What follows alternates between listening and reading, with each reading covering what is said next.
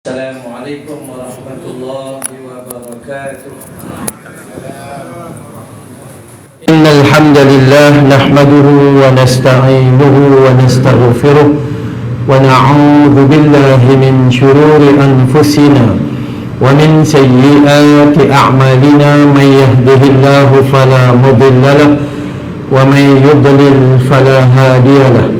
Ashhadu an la ilaha illallah wahdahu لا شريك له وأشهد أن محمدا عبده ورسوله اللهم صل على محمد وعلى آل محمد أما بعد.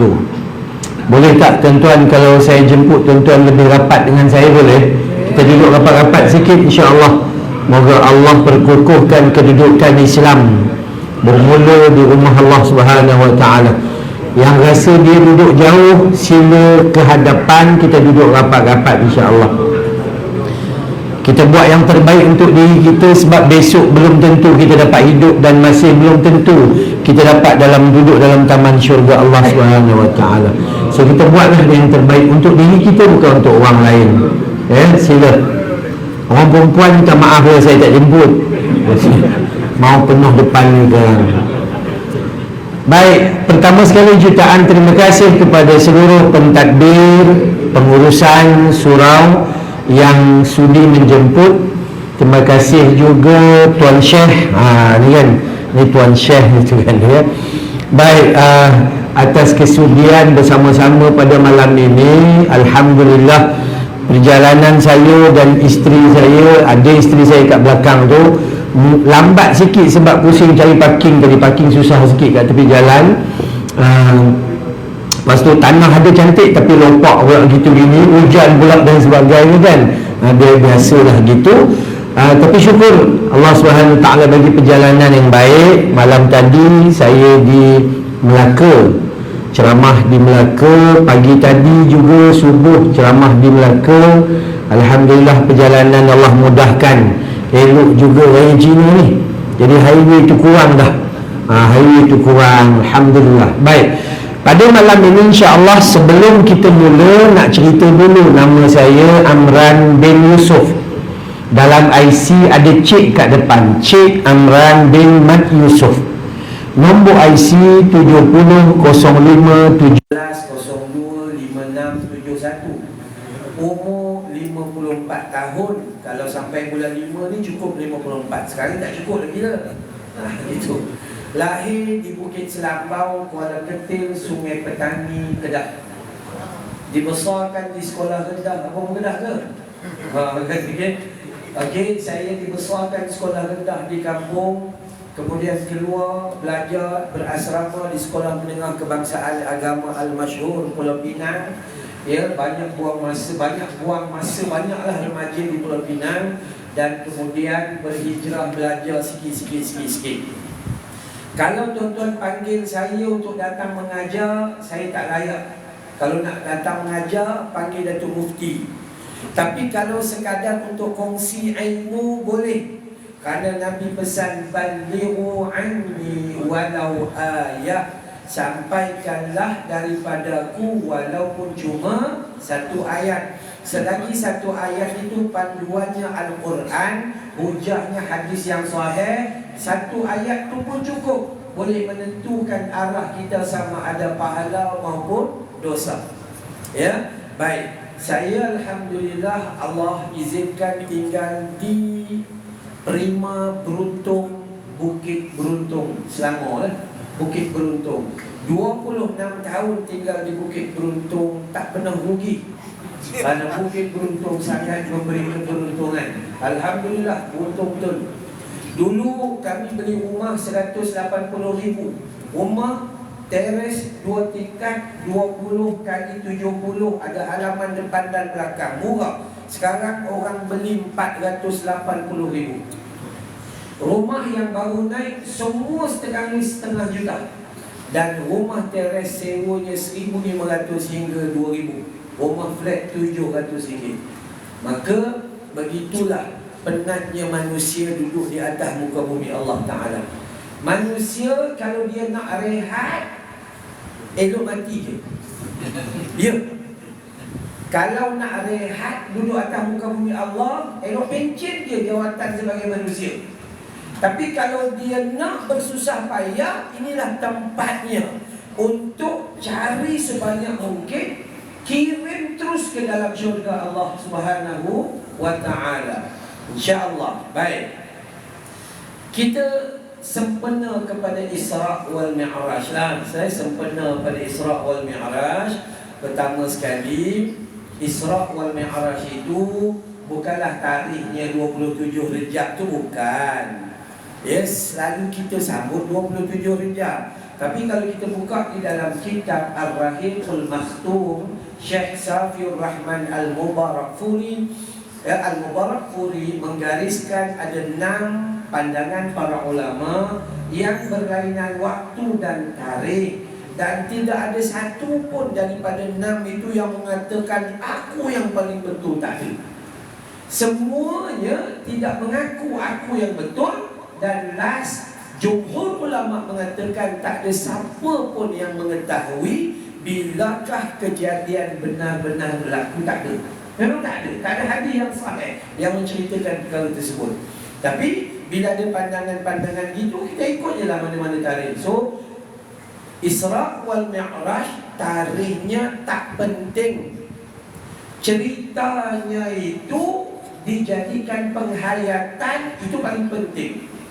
Kalau dengar cerita rasanya dah banyak kali dengar cerita. Tiap-tiap tahun dengar cerita. Berubah ni belum lagi berubah. Dengar perangai ni macam tu juga perangai ni. Itu manusia.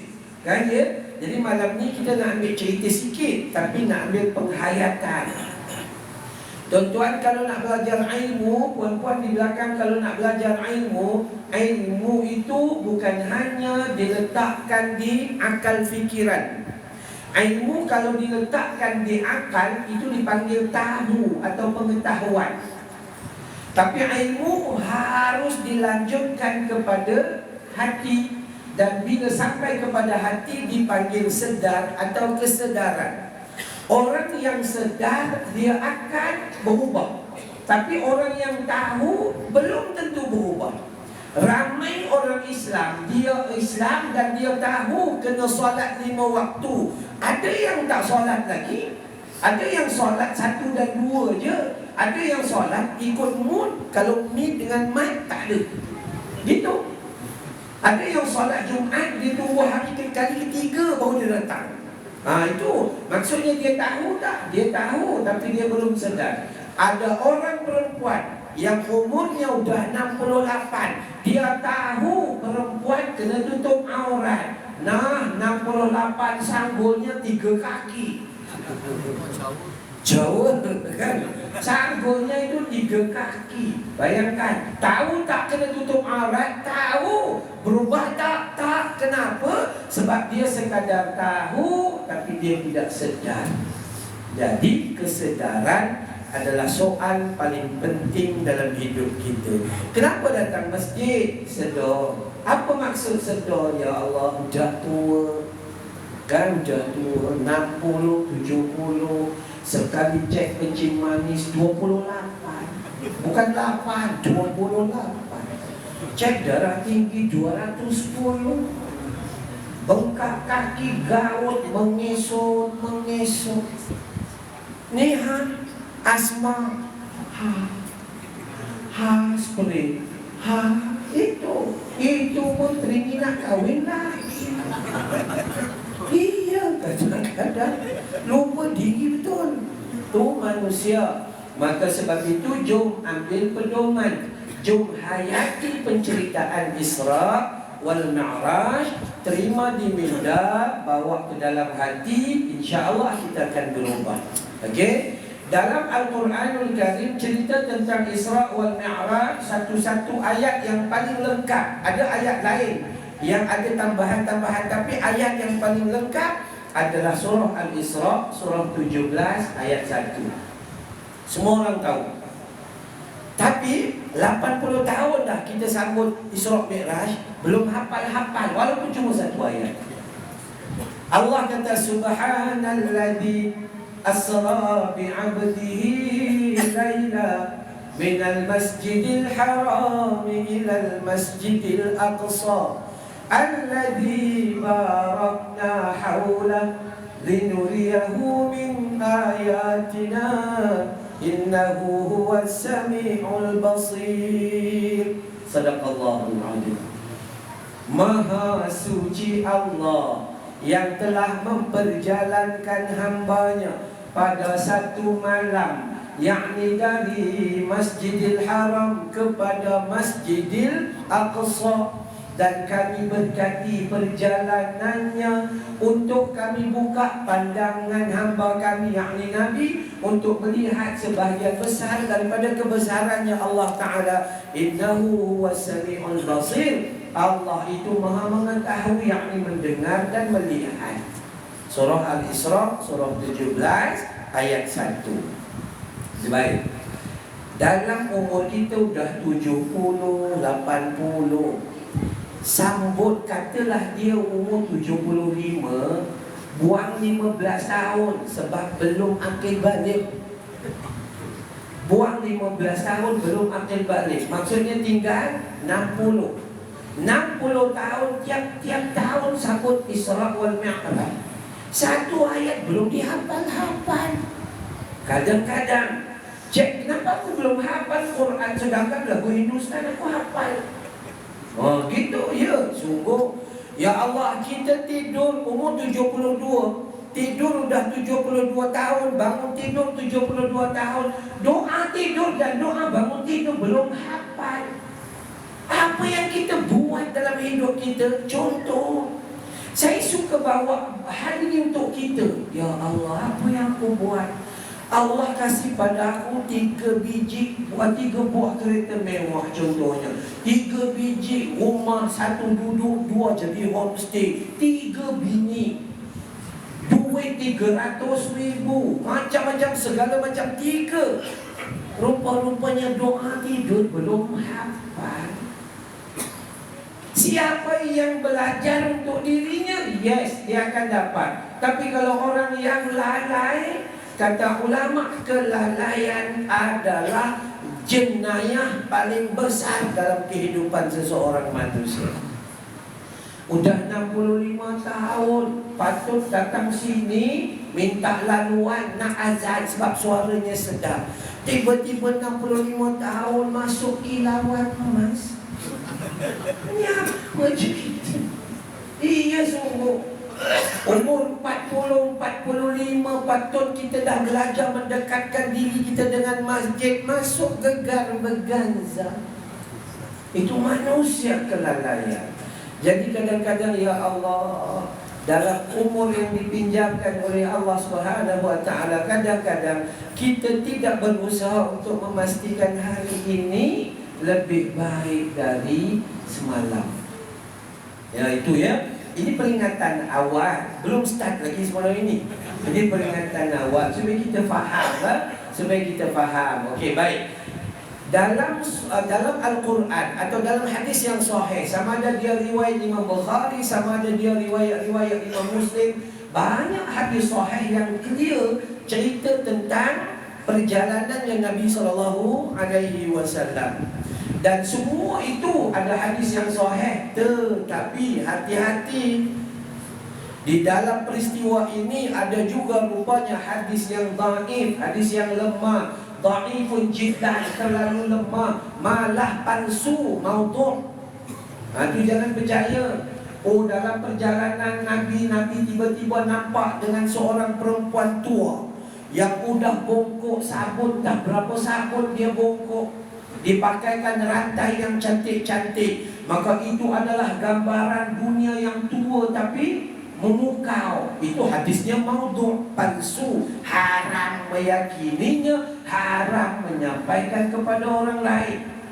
Man kadzaba alayya muta'ammidan falyatabawwa maq'adahu minan nar. Siapa yang berbohong menggunakan nama Nabi dengan menggunakan hadis palsu, dengan menyampaikan kepada orang lain, maka siap tempat duduknya dalam api neraka jahanam. Belum mati, kerusi api neraka sudah tersedia dengan nama kita. Kenapa? Menyampaikan hadis palsu. Hati-hati. Hadis palsu jangan main-main. Jadi jangan cerita benda yang bukan-bukan. Jangan cerita orang ni tenggelam dalam darah, dipotong gunting, dipotongnya apa, lidahnya. Kononnya dia dulu pandai mengatur orang. Yang cerita tu pun kuat mengatur orang juga. Iya. Jom kita belajar tuan-tuan, baiki diri kita lah. Masa kita belajar, jangan letak hukum atas orang, tapi letak hukum atas kepala kita. InsyaAllah esok akan jadi lebih baik untuk diri kita. Nah, baik. Dalam hadis yang sahih cerita, kalau kita faham Isra' itu apa? Isra' itu adalah perjalanannya Nabi daripada Masjidil Haram di Makkah, khusus Hijr Ismail. Khusus Hijr Ismail, gerak terus sampai Masjidil Aqsa di Palestin. Itu namanya Isra'. Mi'rajnya bila?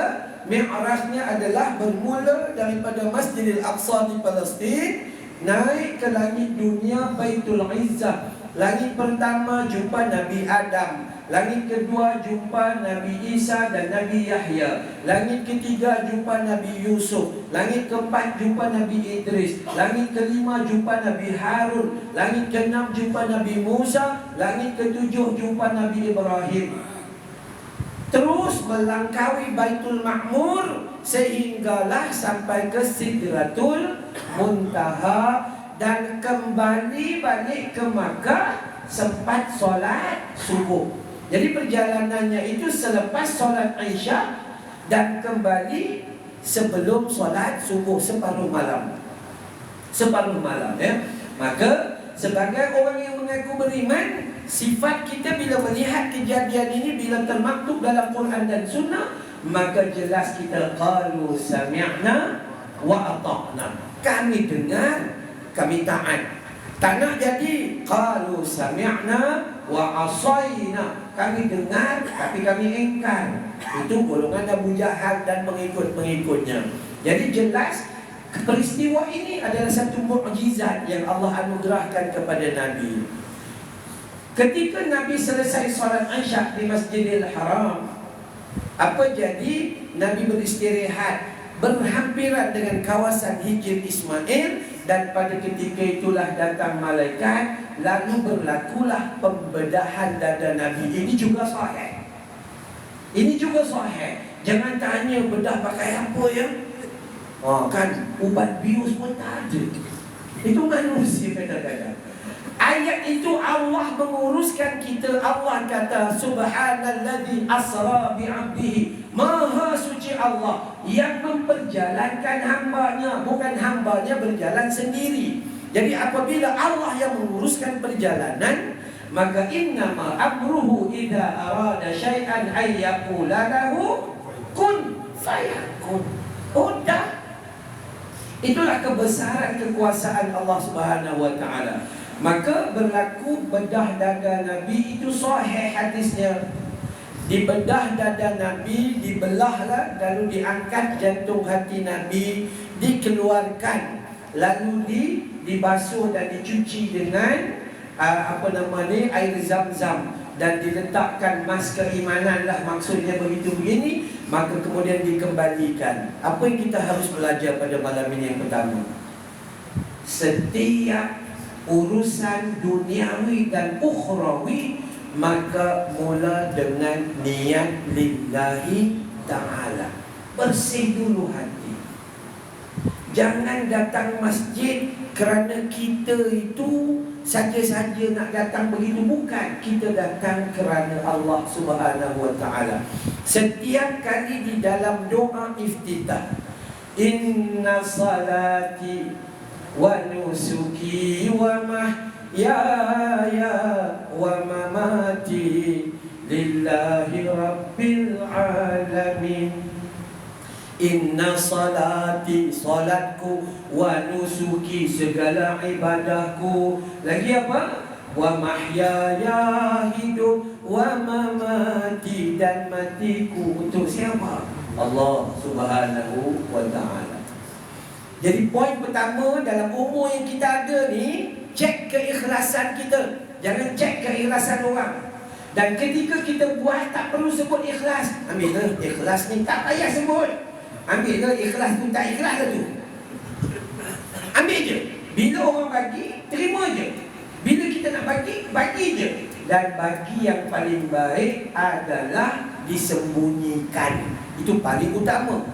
Disembunyikan. Tapi tabung berjalan, bagi je lah. Tabung jalan, sembunyilah, nanti kejap lah tak payah bagi. Jangan jadi al-bakhilun wal-kedukutul. Itu kan dia kan. Baik.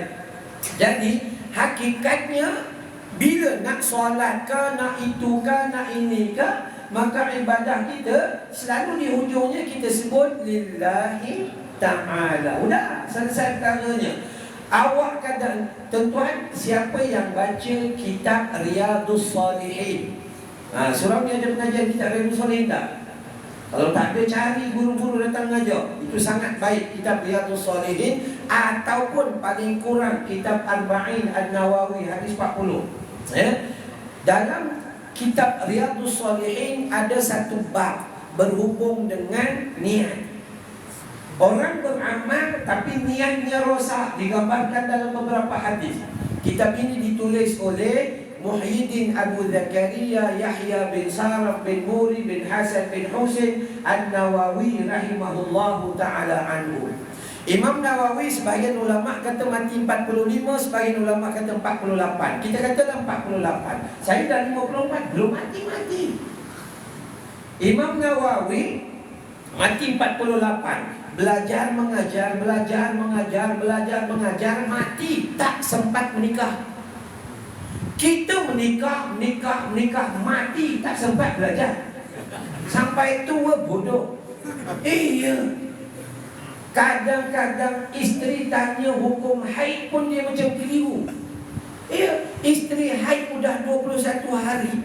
Bang, macam mana ni bang? Dah haid, tinggal je lah solat. La ilaha illallah. Tu bunyi teruk punya.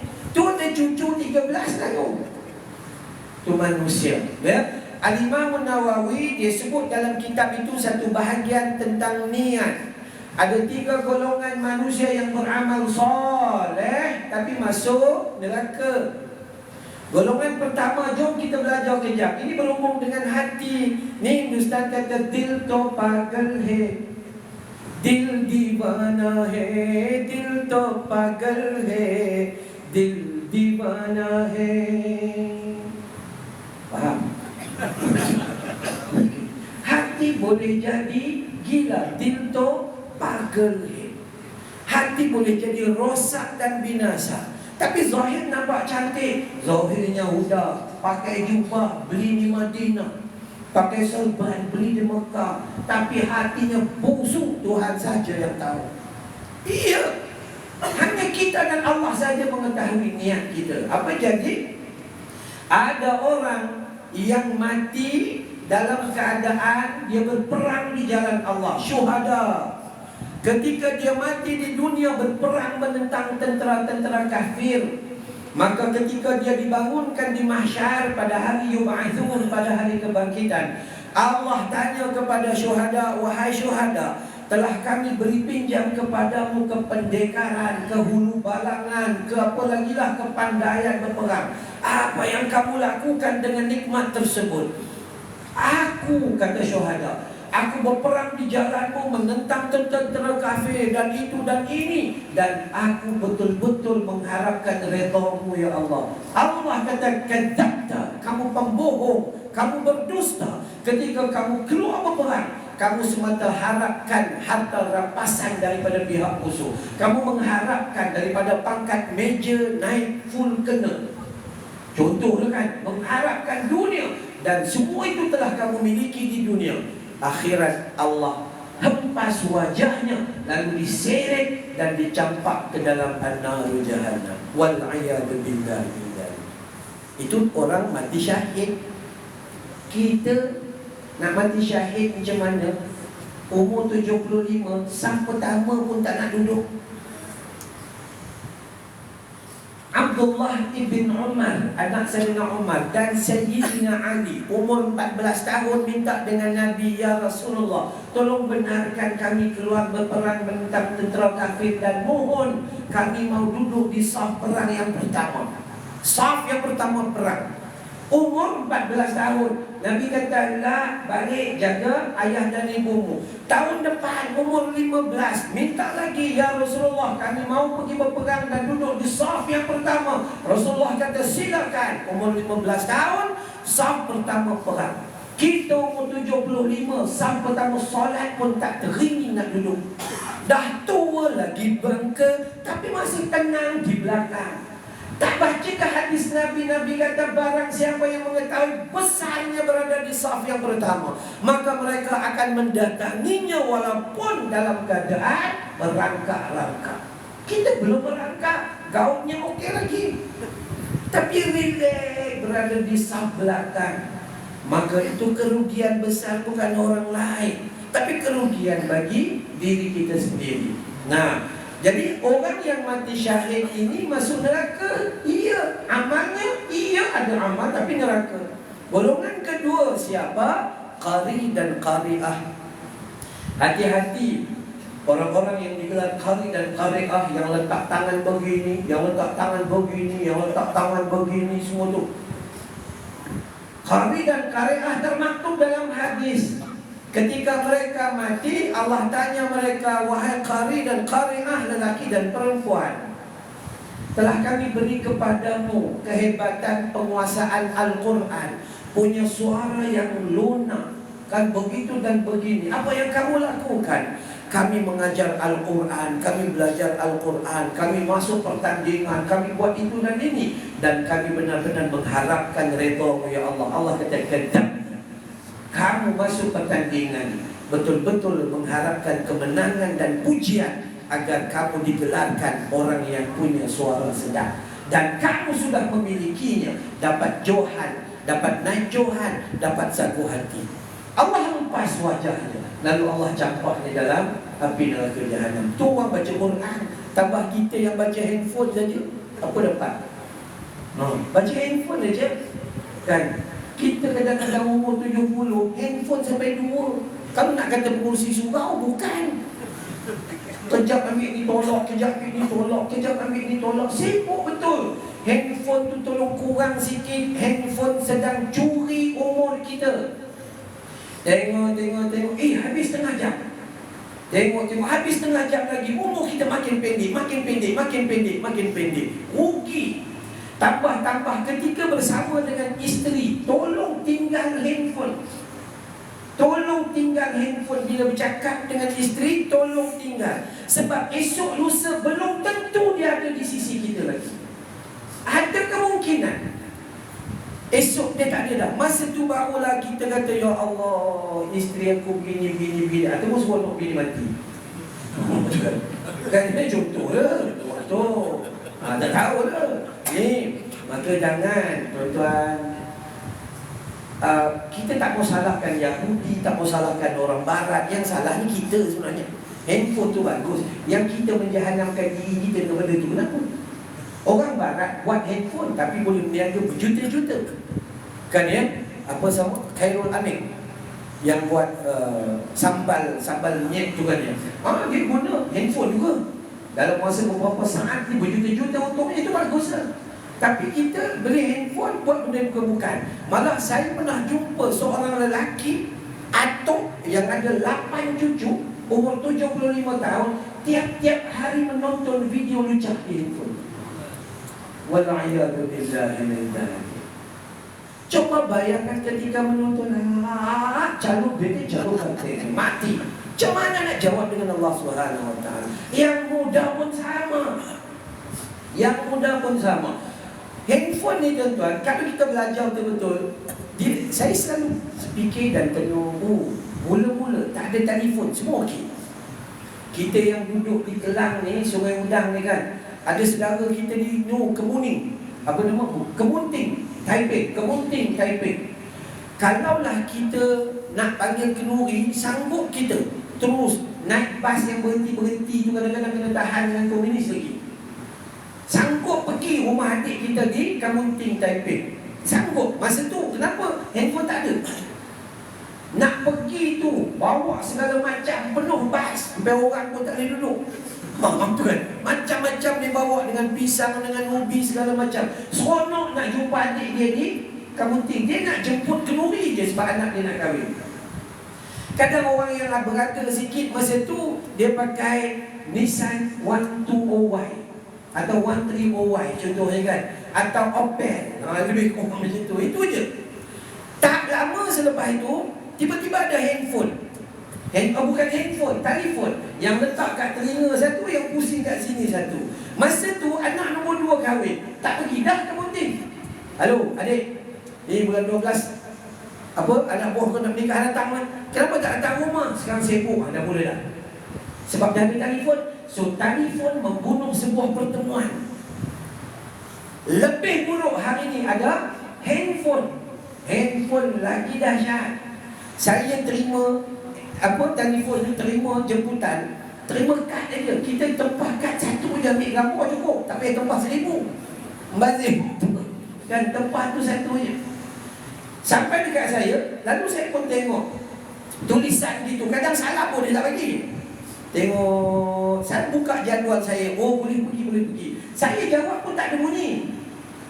Saya patah balik jawab, saya kata, itu tak ada, boleh pergi tu. Paling sedap sikit lagi. Itu aja. Tak ada bunyi dah. Maka nampak, telefon membunuh sebuah pertemuan, handphone membunuh sebuah perbualan. Maka kita semakin hari semakin jauh. Bukan kata orang lain. Isteri saya masak, rumah teres 2 tingkat. Isteri saya masak, kemudian dia siap masak, ambil gambar. Ambil gambar tu bukan nak masuk Facebook, bukan. Tapi nak masuk dalam grup family kita. Anak-anak 2 tingkat atas. Sila turun, makanan udah siap. Allahu Rabbi. Kalau kita tak jaga, maka tu balik kampung, tuan-tuan kita yang tua-tua, tolong jaga anak-anak kita. Duduk dengan atuk, dengan nenek, sibuk dengan handphone sampai tak sempat nak cakap dengan atuk nenek. Atuk nenek mati masa tu baru nak ambil gambar, buat memori lah itu dan ini. Saya pesan dengan anak-anak saya kata, kalau nak ziarah masih hidup. Kalau nak bagi duit kat saya, bagi duit masih hidup. Kalau nak bagi saya makan, bagi sekarang. Mati besok, tak payah balik pun tak apa. Masa mati bawa bunga lah, itulah ini. Masa tu kita tak perlukan. Sekarang menikmati. Nikmati apa yang kita ada. Okey, baik. Di corner jauh dah ni. Masuk balik. Balik. Bab apa? Hati ni. Hati. Baik. Rosaknya hati. Rosak hati tadi, yang pertama orang yang mati syahid masuk neraka. Orang yang kedua, qari dan qari'ah, baca Quran ya Allah kan, daripada mula bismillah soba. Ayat kedua bayyati. Ayat ketiga syika. Ayat keempat sampai penghujung nahwan, ujungnya tak ketahuan. Bukan main. Lah siapa jadi, habis masuk neraka. Kenapa? Sebab rupanya dia mengaji kerana dia nak jadi orang yang digelar sebagai qari dan qari'ah, dapat johan dan naik johan. Sedangkan hukum dalam Quran dia sendiri pun tak beramal dengan hukum di dalam. Orang ketiga siapa? Seorang dermawan. Esok dia bangun, besok di akhirat Allah tanya, wahai dermawan, apa kamu bikin dengan pinjaman kekayaan yang kami titipkan padamu? Rumah 16 biji, bini 4, udah mati 4, ganti 4. Itu contoh. Kami pergi haji every year. Pergi haji ni pakai yang 250,000 tu, 8 hari je. Contohnya begini semua. Dan surau ni dia buat, masjid sana dia buat, begini semua dia buat. Akhirat Allah tanya, wahai orang kaya, wahai tukang sedekah dan dermawan, apa kamu buat dengan harta yang kami titipkan padamu? Dia kata, aku sedekah kepada surau ini, rumah anak yatim, rumah orang tua-tua begini. Aku buat semua mencari redha-Mu ya Allah. Allah kata, kadzabta, kamu pembohong.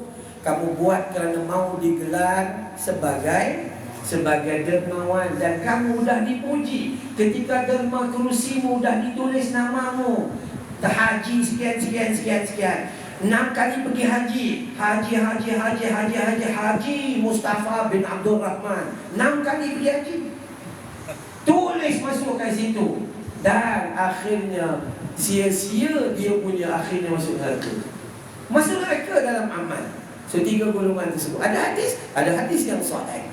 Maka kita kalau tak jaga hati tuan-tuan, jaga-jaga, hati akan rosak dalam 3 kategori. Kategori pertama, kalau kita nak cek hati kita rosak, hati kita dijangkiti penyakit apabila rasa bersalah bila buat dosa. Buat dosa tak? Buat. Ngata ke orang tak? Ngata. Oh, pucuk dosa. Kata gitu. Itu bagus tu. Kan bagus. Itu baik. Kan ya? Buat dosa tak? Buat. Begitulah begini buat. Tapi dia rasa Allahu Akbar. Dia perlu istighfar. Itu normal. Manusia dia tak dapat lari daripada dosa, terutama dosa kecil. Dosa besar memang kita boleh lari, tapi dosa kecil apa jadi? Maka kalaulah dia masih di peringkat rasa bersalah bila buat dosa, maka dia masih bagus, hatinya masih hidup. Lalu apa dia buat? Istighfar, patah balik, minta ampun pada Allah Ta'ala, berhenti, jangan ulang lagi. Itu. Tapi hati-hati, rasa bersalah bila buat dosa, kemudian rasa bersalah buat lagi, rasa bersalah buat lagi, rasa bersalah buat lagi. Dia naik satu peringkat, rasa biasa bila buat dosa. Satu peringkat itu. Itu ketika itu hati udah dijangkiti penyakit. Udah bila rasa biasa dibuat dosa, ada ustaz-ustaz tu imam tegur, dia pula kata dengan kita pula, tak payah tegur dah. Dosa-dosa saya pun tengok rumah saya ada 16 biji. Sihat walafiat, saya boleh jogging 20 km. Pak Imam duk ulang pergi masjid dengan biji manis darah tinggi tu apa? Wah tu. Sombong. Okey. Rasa apa? Rasa bangga bila buat dosa. Ada 3. So apa yang kita perlu jaga? Kalau hati kita berada pada peringkat pertama, so kembali. Jangan buat pada peringkat kedua adalah bisa tegal biasa. Mula, okey, simple. Orang Melayu, Jawa, Banjar, Rawa. Kalau di kampung ada masalah. Masalahnya apa? Beli nombor ekor. Beli nombor ekor haram. Rupanya nombor ekor ada halal. Saya tahu lah halal kat mana. Kan ya? Beli nombor ekor haram. Contohnya, yang heran tu, orang Indonesia yang datang pun belajar beli juga. Orang Bangladesh yang tak kerja timur pandai tu beli. Siapa ngajar Melayu? Beli nombor ekor. Masa mula-mula belajar nak beli, takut tak? Takut. Belum pernah buat dosa. Itu hatinya rasa bersalah. Bila tulis nombor tu, apa aku nak buat ni? Kat mana nak simpan? Dalam si motor je lah. Tu kan. Ini yang letak poket ini. Sujud-sujud, turun, terbang gitu. Kawan jumpa tu imam tengok 4-4, 3-4. Jangan tulis je. Itu contoh dia. Dia kata ni kena ni. Contoh dia kan ya. Maka masa tu dia takut. Masa tu dia pergi kedai, pergi beli, helmet dia pakai tak buka, tutup full face. Dia ingat Tuhan tak nampak. Tu bodohnya manusia lah. Orang lain tak nampak, Pak Imam tak nampak. Ya betul, Pak Imam pun ragu nak buat mana. Dia ingat Allah tak nampak. Itu rasa bersalah tak? Rasa bersalah. Waktu tu istighfar, taubat dan patah balik. Tapi kalau dia takut, dia buat lagi. Taubat, taubat, buat. Diulang-ulang. Maka timbul yang kedua, rasa biasa bila buat dosa. Kita tanya, Pak Man, nak ke mana? Lah biasalah, kedai nombor tutup. Guna. Dia dah tak risau dah. Sebab dia rasa tak dosa dah. Orang mengata dengan orang. Orang mengata dengan orang. Kalau tiap-tiap hari mengata je kerjanya, kita kata tu mengata tu tak. Ini kan kenyataan. Nampak tak manusia? Dia dah rasa biasa dah. Dosa dia dah tak rasa dosa. Kalaulah yang Pak Man tadi tu, dia bagi tahu gitu lah. Dia tak full face ni buka. Tak ada masalah, ada orang nampak dia. Itu perkara biasa. Dan bila kita tegur Pak Imam Pak Man, mudah-mudah awak sudah 80, tak habis-habis dengan nombor ekor mabuk ketum ni apa cerita. Ya. Tak habis-habis ulang-ulang ke masjid surau. Ustaz pergi ceramah dapat berapa ringgit? Pak Imam jadi imam berpuluh-puluh tahun, miskin papa kedana. Saya beli sekali 2 kali dah kaya. Nampak tak? Dia mula bangga ketika membuat dosa. Hancur manusia. Sebab tu hati-hati kena jaga supaya hati kita ni elok. Contoh lagi tuan-tuan, contoh fikir tentang hati. Ni kita jadi imam ni, jadi imam. Masa jadi imam, saya tak bagi contoh, tak lama lagi kita nak masuk Ramadan. Sini imam pakai imam tahfiz ke tidak? Ada imam tahfiz. Itu lagi jaga. Kalau tak ada imam tahfiz tak apa. Ya, tapi kalau imam tahfiz ni kena pesan. Sebab saya pun ada anak-anak tahfiz, saya ada sekolah tahfiz. Jadi kita pesan dengan anak-anak kita. Anak-anak tahfiz ngapalnya bagus, tapi fiqah solat dia tak kerti. Dia bukan menguasai fiqah solat. Jadi dia datang tu malam pertama, dia angkat takbir pun kita gerun. Iya, datang Allah.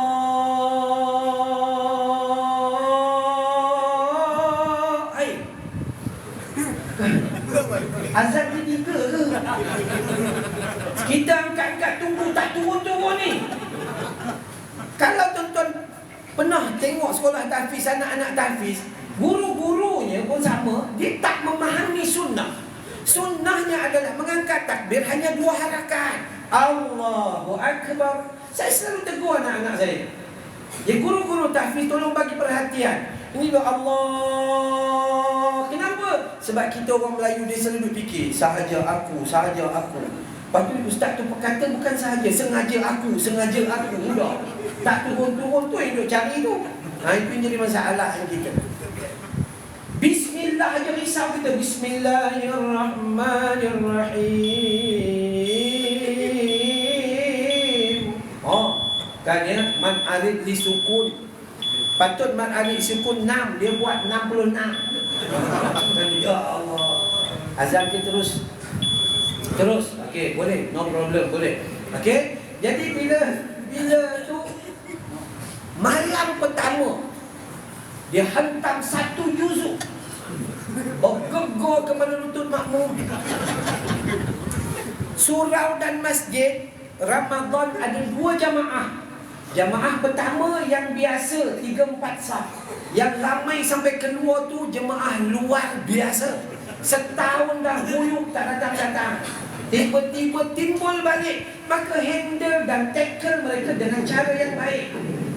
Jangan dia hantam sampai 1 juzuk, bagi sampai 1 juzuk, taubat lahum kita.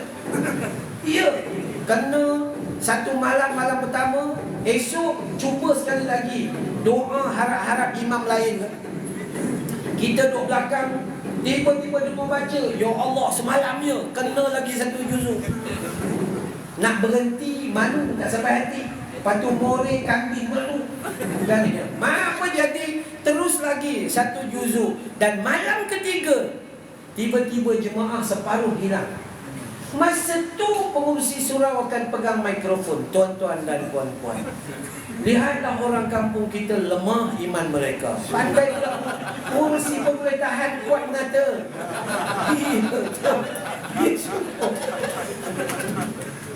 Kalau nak bagi contoh, biar bagi yang paling tinggi. Dia semua. Nah kan, rupa ni sebenarnya bukan. Yang tak datang separuh tu bukan tak datang. Dia datang, berhenti dulu di simpang, bincang masjid mana baca pendek. Jadi baca hadis. Nabi kata, wahai imam, apabila kamu menjadi imam kepada manusia ramai, pandangilah makmummu terlebih dahulu. Sebagai imam, saya bangun. Sebagai imam, dia kat sini. Ketika nak solat, jangan terus solat. Arahkan pandangannya ke arah makmum. Itu sunnah. Pandang dulu makmumnya yang ada. Sambil pandang Allahu Rabbi yang ada, semuanya bakal jenazah. Itu contoh.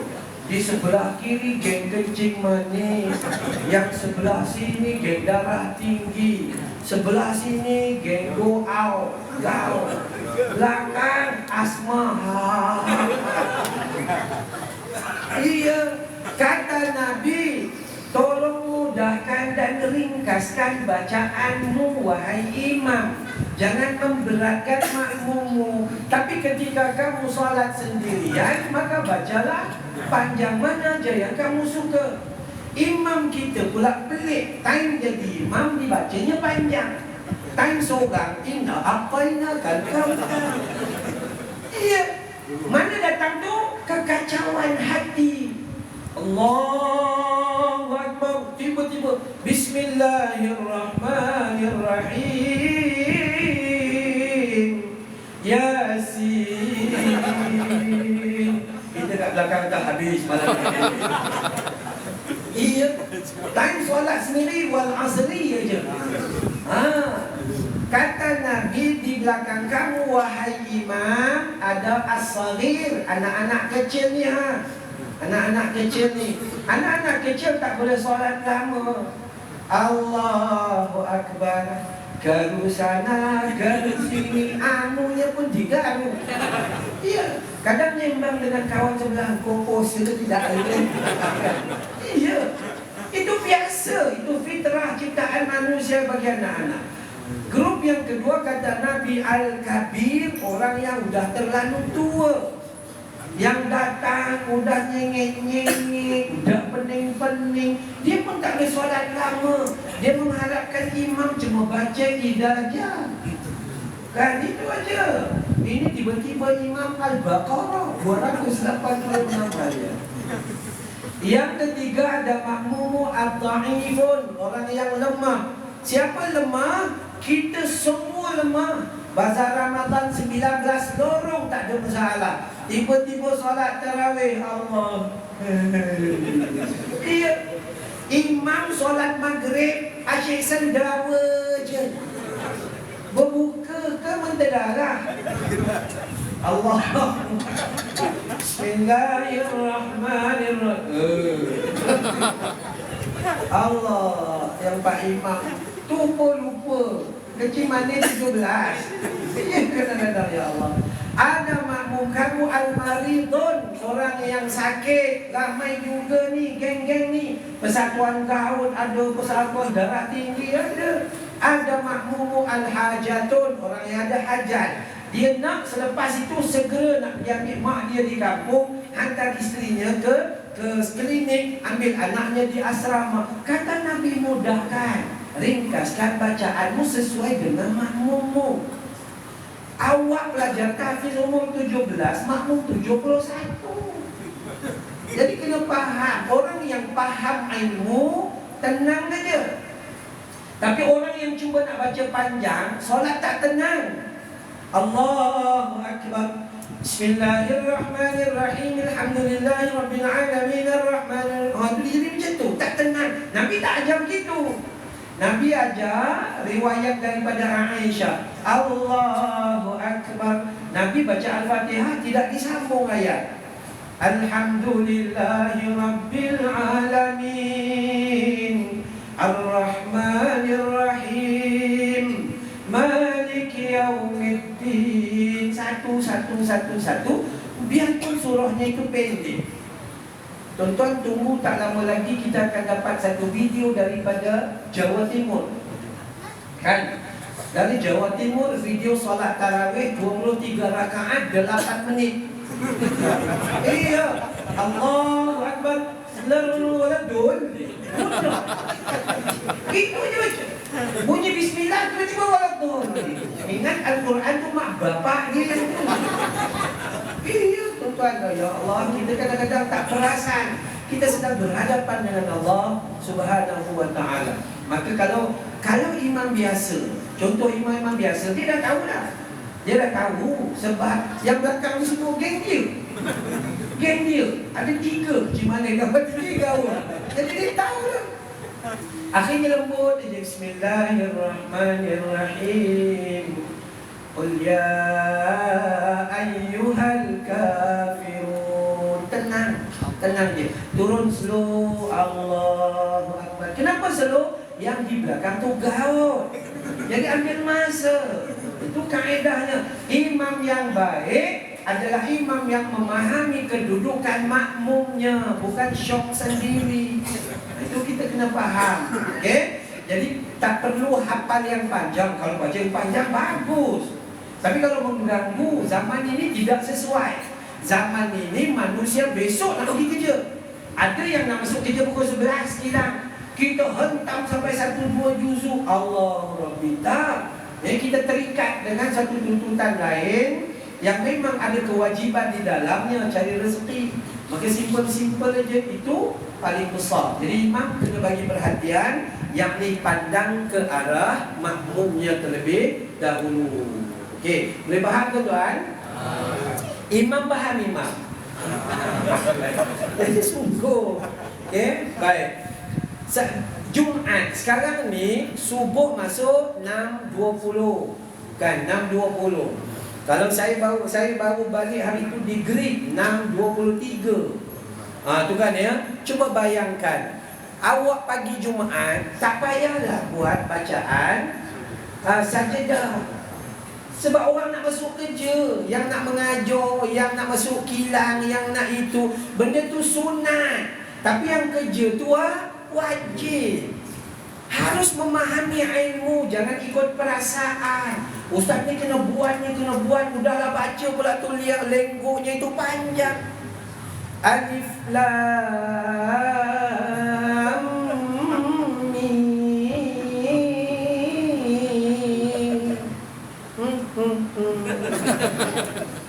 Allah, kata manusia. Okey? Jadi imam-imam cukup kalau dia nak bagi cantik bacaan, dia nak bagi cantik lagi, dia pilih ayat-ayat pendek untuk dibaca. Bukan surah-surah satu yang pendek, tapi ayat-ayat potongan yang pendek. Ya, contoh Allahu Akbar, dia baca satu ayat, tapi ayat itu panjang sikit, satu ayat. Walaqad dzara'na li jahannama katsiran minal jinni wal ins lahum qulubun la yafqahuna biha wa lahum a'yunun la yubsiruna biha wa lahum adanun la yasma'una biha ulaika kal an'am bal hum adall ulaika humul ghafilun. Allahu Akbar. Udah, tenang-tenang aja. Dah, ini ngaji Qurannya sampai hilang suara. Ya sungguh. Jadi hati-hati ya. Okey, baik. Jadi itu perkara pertama. Niat tu, kalau jadi imam sekadar niat mau panjang supaya orang puji awak, hafalnya panjang, baik, elok awak jadi makmum, jangan jadi imam. Saya cukup takut kalau ceramah saya dihadiri orang ramai. Takut lahir rasa bongkak. Rasa, cuba tengok ceramah aku, bukan calang-calang manusia. Saya lebih suka kalau dihadiri oleh orang yang sedikit, supaya dapat cover diri saya, supaya menjadi lebih ikhlas. Kalau orang ramai, aduh, kau tengok aku, ambil gambar pula tu. Maka betulkan niat, kerana niat akan merosakkan seluruh amal ibadah kalau tidak dijaga dengan rapi. Siapa yang rosak niatnya, maka rosaklah alamatnya. Niat ini macam alamat. Kenapa kita sebut lillahi ta'ala? Kerana itu niatnya, itu alamatnya kepada Allah. Tapi kalau kita buat alamatnya, tulis itu pada orang lain, maka dia tak sampai kepada Allah, maka amalan itu tidak ikhlas. Kegagalan amalan tidak diterima oleh Allah. Gagal itu kenapa? Karena dia tidak memenuhi dua syarat. Syarat yang pertama, dia tidak ikhlas kepada Allah dalam amalnya. Maksudnya dia ada riya dan sum'ah, nak nunjuk pada orang lain. Yang kedua, amalannya itu tidak benar mengikut sunnahnya Nabi sallallahu alaihi wasallam. Maka seandainya dua ini tak ada, atau salah satu daripadanya tak ada, maka rosaklah amalannya, sia-sia, menjadi seperti debu-debu yang berterbangan. Maka kita akan jadi golongan al-masakin ataupun golongan muflis di akhirat nanti, tak mampu untuk beli syurga Allah Subhanahu wa ta'ala. Suatu sifat yang pertama harus dijaga, innamal a'malu binniyat. Seluruh amalan kita, jaga isteri kita, walaupun isteri kita tu boleh tahan, menguji kesabaran. Iya kan, jaga isteri, walaupun isteri kita tu asyik beli tudung aja, kejap bawal, kejap tenggiri, kejap kembung dan jenahak. Kan nama tudung itu bawal gitu. Ya, tak apa, biarkanlah. Sabar sekejap berhadapan dengan isteri kita. Kadang-kadang kita ni ceramah, balik kita diceramahnya. Iya. Maka tenang aja lah. Dengar, orang putih kata be a good listener. Jadi pendengar yang baik. Jadi pendengar yang baik. Udah dia ceramah bagi RM50. Sadaqallahul azim. Wabillahi taufiq wal hidayah. Udah selesai. Dah, tenang-tenang aja. Hidup kita ni tuan-tuan, kita selalu lalai dengan nikmat Tuhan. Saya selalu beri andaian dan perumpamaan. Anak-anak sekolah tahfiz saya, sini saya pasti tahfiz banyak. Kelang memang cukup banyak tahfiz. Sekolah tahfiz saya masih muda, baru berumur 12 tahun. Anak-anak kami umur 10 tahun dan ke atas. Maksimum yang ada umur 19 tahun.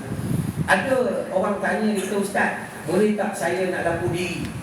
Umur berapa? 58. Saya kata tak payah, susah jaga, kencing manis tinggi. Susah tak payah. Kan ya? Jadi anak-anak ni tuan-tuan, dia baru masuk je 5-6 bulan baru masuk, juzuk 30 selesai. Juzuk al-thalathun, abasa tu sampai an-nas selesai. Kita ni udah 80, udah tanda mati dah tiba. Surah Ad-Duha sampai bawah belum habis-habis lagi.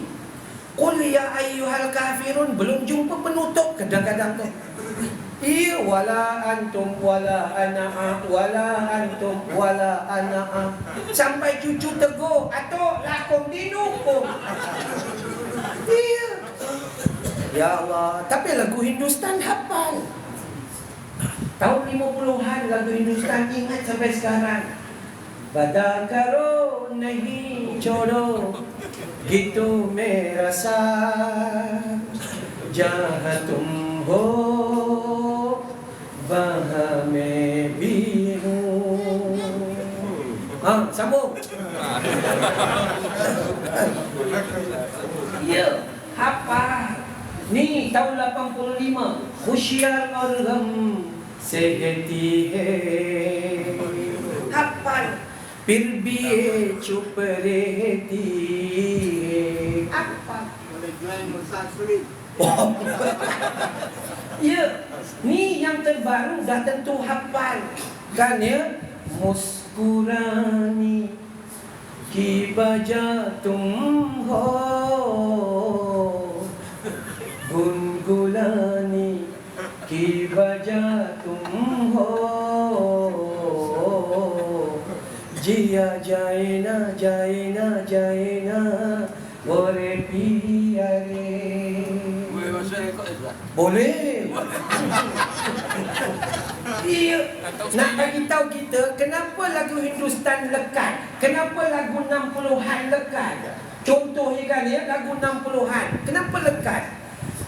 Ku tanam selasih, ku tanamkan di hujung halaman. Kau lupa ke kau besok kena tanam? Kan manusia. Kenapa benda tu lekat? Disebabkan benda tu akrab dengan kita. Benda tu didengari, benda tu ditonton, benda tu disebut di mulut. Sebab itu lekat. Al-Quran bukan didengari, Al-Quran dilemari. Diletak dalam almari. Sebab itu tak lekat. Sebab itu mau Al-Quran mau dihafal harus dinikmati pada setiap hari. Ini Ramadan baru buat kumpulan tadarus. Tu pun yang lelaki, ya Allah lepas 3 malam, hilang tinggal 3 orang. Yang lelaki. Yang 3 orang pun bertahan sebab besok ada kain pelekat gajah duduk. Tu tahniah kepada orang perempuan. Mulanya 14 orang, besok tambah 24 orang, gini. Sampailah habis. Sebab apa? Sebab yang menunggu mereka itu bunga telur dan Siti Khadijah punya telekung.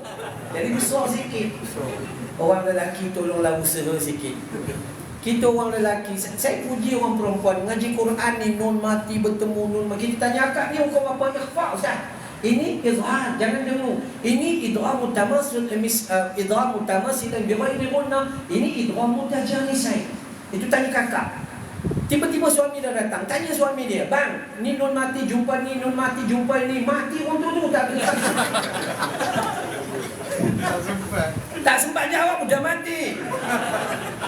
Kadang-kadang kita orang lelaki, bukan kita tak tahu, kita tu bodoh sebenarnya. Iya. Tapi membiarkan kebodohan menguasai kita. Ya Allah, belajar aja. Pihak surau pastikan ada satu pengajian mingguan, pengajian Al-Quran. Mesti ada.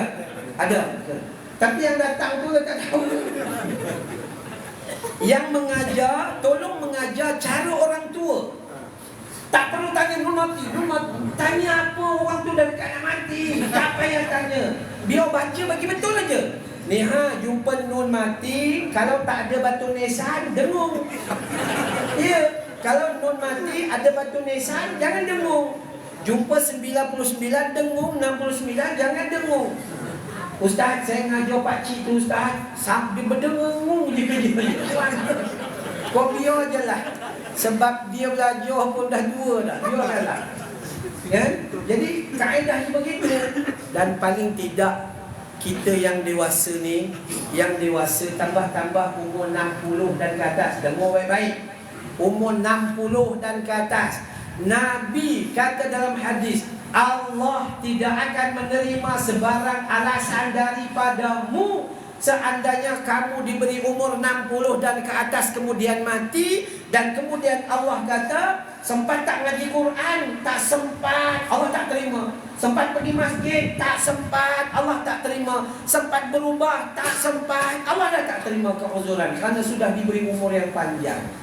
Jadi hati-hati. Ya, saya yang umur 54 ni pun kena jaga. Ada geng-geng muda pula dia kata, ni geng muda ni. Dan ustaz kami okey, belum 60. Jangan kata okey, takut tak sampai 60 mati. Ya, harus menyegerakan. Maka jom kita belajar untuk betulkan innamal a'mal binniyat. Seorang suami jaga isteri lillahi ta'ala, bukan mengharapkan balasan kebaikan dari isterinya. Kalau isterinya buat baik, dia dapat pahala. Kalau isteri tak buat baik, dia nanggung dosa. Tapi kita tetap buat baik dengannya. Udah tenang, habis. Kemudian seorang isteri jaga suaminya itu dengan apa? Dengan kadar lillahi ta'ala. Orang perempuan banyak yang dah berubah tapi suaminya belum. Banyak ada orang kata gitu. Dia kata, ustaz saya ni begini tapi suaminya begitu. Macam mana ya? Tenang aja. Saya selalu bagi perumpamaan tuan-tuan. Kalau kita komplain anak kita degil tak dengar cakap, sejahat-jahat anak kita cuma bawa motorway suku macam 3 suku aja. Tapi anak Nabi Adam jadi pembunuh dan bunuh adik sendiri. Jadi sabar je, pujuk anak kita dengan baik. Kalaulah kita komplain bini kita tadi tu kuat beli tudung bawal tenggiri kembung jadinya hak tu. Bini kita baru setakat kuat beli tudung aja. Bini Nabi Nuh dengan bini Nabi Lut kafir terus masuk neraka. Bini kita okey ngaji Quran sedap lagi pada kita. Cuma kadang-kadang dengar cakap, banyaknya tak dengar. Itu je lah. Jadi sabar je lah. Itu. Yang ketiga, jangan komplain adik-beradik tak datang rumah. Kenapa? Elok beras tak habis. Bukan gitu. Adik-beradik Nabi Ibrahim, adik-beradik Nabi Yusuf, campak Nabi Yusuf dalam perigi buta. Adik-beradik kita cuma tak datang rumah aja. Jangan komplain bila balik kampung mak bapak kita kurang pergi ke surau masjid. Sebab awak sendiri pun baru je berubah. Kan? Kenapa? Sebab bapak Nabi Ibrahim kerjanya buat apa? Buat berhala. Jangan komplain anak cucu menantu kita, anak menantu kita bangun pukul 12 tengah hari. Sebab awak dulu langsung tak bangun. Iya. Sebab Nabi Ibrahim tak dapat anak menantu, dia dapat anak hantu. Disuruhnya Ismail cerai menantu yang pertama tu. Jadi pada hakikatnya ujian kita itu terlalu kecil berbanding ujiannya para Nabi. Tenang aja, damai aja, sakinah aja, tak payah susah. Kadang-kadang bini kita nama Sakinah, tapi dia punya beletik. Sakinah kan ketenangan, rupanya huru-hara kita dalam rumah. Kadang-kadang kita nama Rahmat, bini nama Rahmah, bergaduh siang malam pagi petang. Ujian daripada Allah Ta'ala. Allah tak bagi benda berat.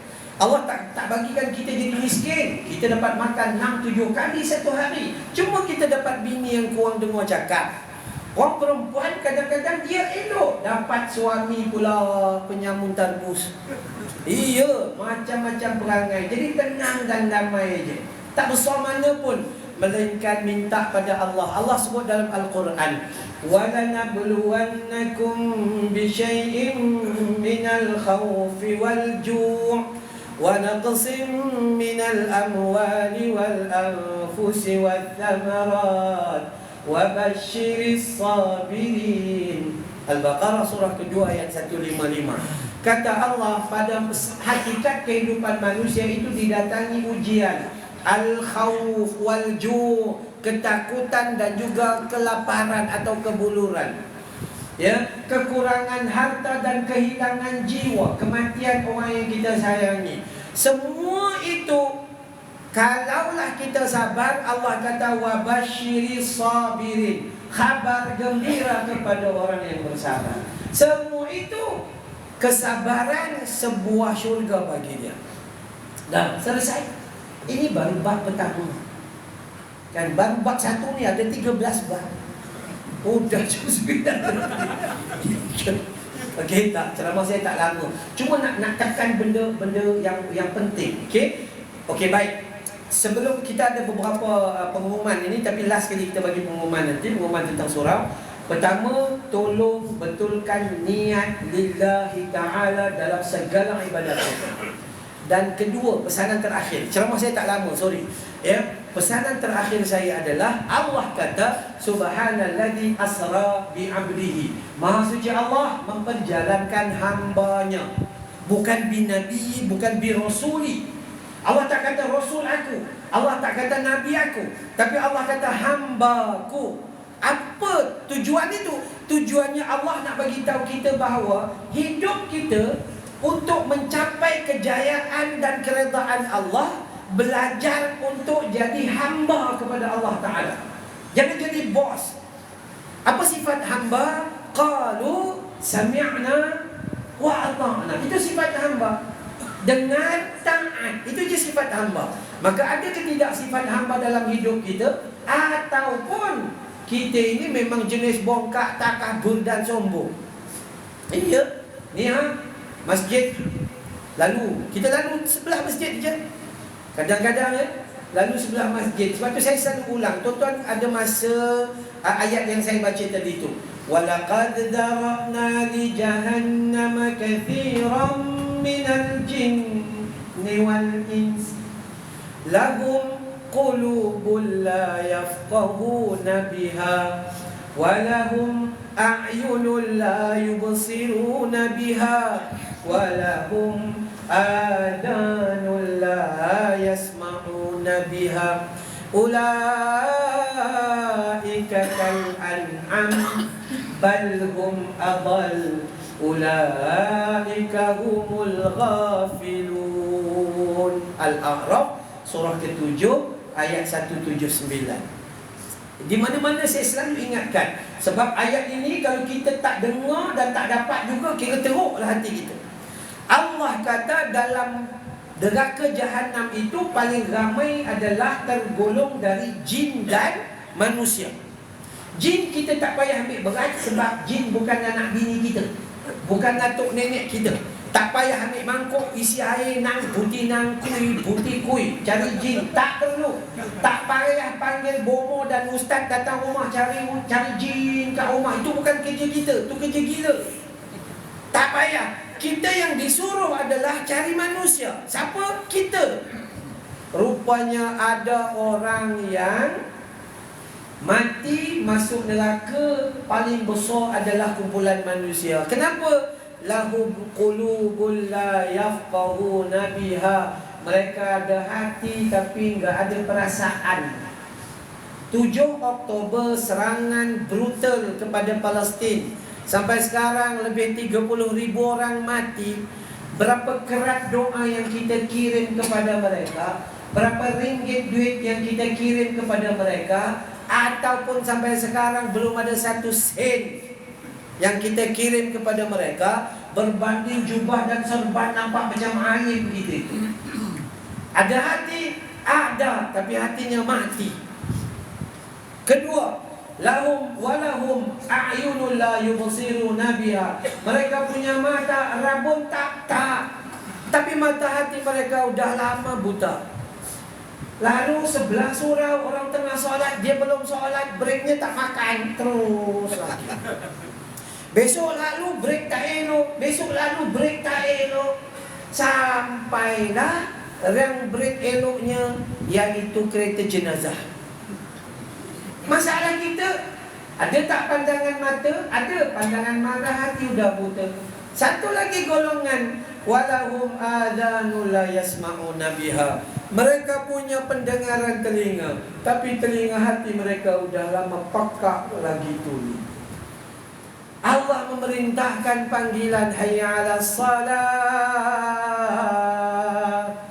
hayya 'alal falah. Rupanya telinga zahir dengar, telinga hati pekak lagi tuli. Apa kata Allah? Mereka rosak hati, rosak mata, rosak telinga. Ulaika kal an'am. Mereka itu macam binatang ternakan dengan lembu, sama je. Allah kata, bukan Ustaz Amran kata.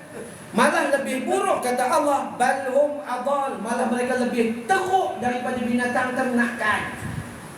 Lembu kalau dia teruk, ada otak tak ada akal. Kita ada otak, ada akal, ada dihadirkan Nabi, ada Al-Quran, ada segala macam. Tapi kita meletakkan kita dengan lembu itu sama, malah lebih teruk daripada lembu. Balhum adal. Dan penutupnya, cuba kita renung sekejap. Renung sekejap apa? Renung dia yang pertama sekali, bandingkan kita dengan lembu. Sini sembelihan korban, kambing ke lembu paling banyak? Lembu kan? Berapa ekor biasa tiap tahun? 10-11. Allah, cantik. Jadi sangat baiklah begitu. Okey, baik. Ketika lembu itu waktu hidup lembu manfaat untuk manusia. Jual 7-8 ribu, kita dapat manfaat. Hidup kita menyusahkan orang. Parking blok sana, kan itu tak kena, ini tak kena. Jaga masjid, rasa duit masjid tu macam duit mak dan bapak dia. Iya, beli itu tak boleh, buat makan tak boleh, itu tak boleh, ini tak boleh, kena simpan. Orang bagi duit masjid bukan untuk disimpan. Kalau orang nak simpan, orang hantar di Maybank dan CIMB. Orang bagi ke masjid untuk digunakan dalam dakwah dan pengurusan ummah ahli qaryah. Jadi bagi. Ada makan tak lepas ni? Ya. Salah satu unsur dakwah paling besar adalah makan. Kan ya? Jadi hati-hati, buat je makan. Cuma saya pesan dengan orang kampung, kau janganlah bungkus dulu. Yang orang kampung peperangai tak senonoh. Dah tua bangka dah, bungkus belum apa-apa dia pergi bungkus dulu. Bungkus pula tu sampai 12 bungkus untuk anak cucu dia di rumah pula tu. Orang buat makan untuk orang hadir ke masjid. Kalau lebih, pengurusi kata ada lebih, masa bungkus lah. Ini belum apa-apa, dah simpan dalam bakul motor 12 bungkus. Dia tambah pula 3 kali. Itu tak boleh. Orang perempuan datang surau, ada beg. Rupanya dalam beg tu ada plastik yang letak. Orang perempuan kata tak ada. Iya, buat je makan-makan insya-Allah, kerana itu sebahagian daripadanya. Maka jaga-jaga ya. Baik. Lembu ketika dia hidup berbanding kita yang hidup. Lembu hidup jual 6-7 ribu. Kita hidup cuba pergi jual, laku ke tak laku dengan kencing manis darah tinggi. Rumah orang tua pun tak nak terima. Lepas tu perangai pula tak senonoh. Lembu disembelih 500 orang boleh makan. Kita mati nyusahkan orang. Lepas tu tulis wasiat pelik-pelik pula tu. Kalau abah mati di Sungai Udang, nanti tanam abah di Teluk Intan. La ilaha illallah. Kan Nabi pesan di mana dia tinggal, di situ dia mati, di situ dikebumikan. Jangan tunaikan wasiat sedemikian kerana bersalahan dengan sunnah. Udahlah kereta jenazah pula dikira pakai kilometer. Botak warisnya tu. Iya, anak murid saya ada pergi balik kena bayar RM1,600. Pakai kilometer. Kan? Yang orang masjid pula tu, tak boleh kurang. 5% tak boleh kurang. Yang orang masjid tu pula. Tapi nak buat macam mana? Itulah dia punya rules dia. Tak, hakikatnya begitu. Jadi tak payah. Kan ni? Tak payah pelik-pelik. Nah, otak lembu boleh buat sup. Ya. Otak kita fikir je nak fitnah orang, nak menyusah orang, nak mengatakan orang. Otak kita. Ya, semua. Kami duduk di luar masa mengaji dulu. Orang-orang Bangladesh, India, Pakistan cukup suka makan daging lembu bahagian pipi.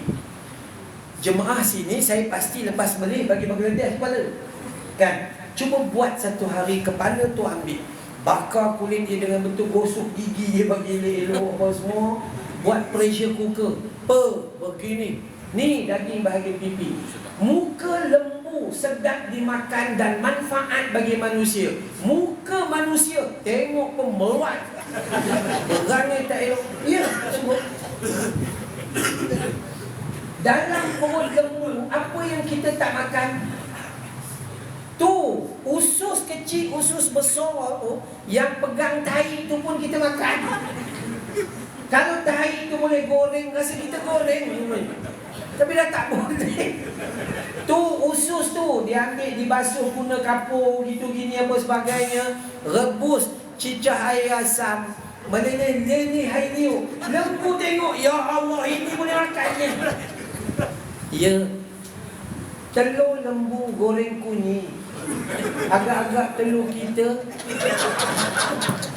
Ya Allah, sungguh. Ekor lembu Pak Imam bawa lari awal lagi. Tukang sembelih, kau jangan masuk neraka ya. Hati-hati ya. Haram mengambil bahagian daripada lembu untuk upah sembelihan dan upah sukarelawan. Haram. Dengan pandai-pandai bookingnya, nanti ekor tu jadi saksi untuk tukang sembelih masuk neraka.